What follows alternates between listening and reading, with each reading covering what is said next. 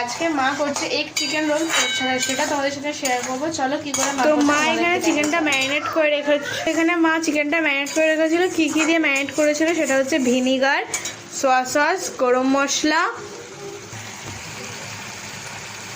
আদা রসুন পেস্ট, তারপর কি দিয়েছিল, গরম মশলা, টক দই, সোয়া সস, এইসব এগুলো দিয়ে ম্যারিনেট করে রাখা হয়েছে। তারপর 8 ঘন্টা মতো রাখার পর এখন মা রিফাইন তেল দিয়ে এটা ডিপ ফ্রাই এটা ডিপ ফ্রাই হবে। তারপরে এর ওপর দিয়ে যাবে পেঁয়াজ আর ক্যাপসিকামটা ভেজে নেবো। আচ্ছা এখন অ্যাড করে দিয়েছে ক্যাপসিকাম, এই যে।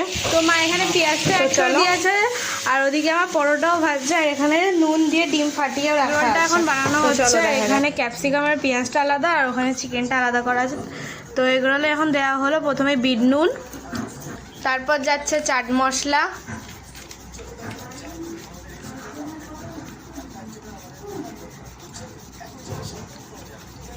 তারপর যাচ্ছে হচ্ছে পাতিলেবু রস,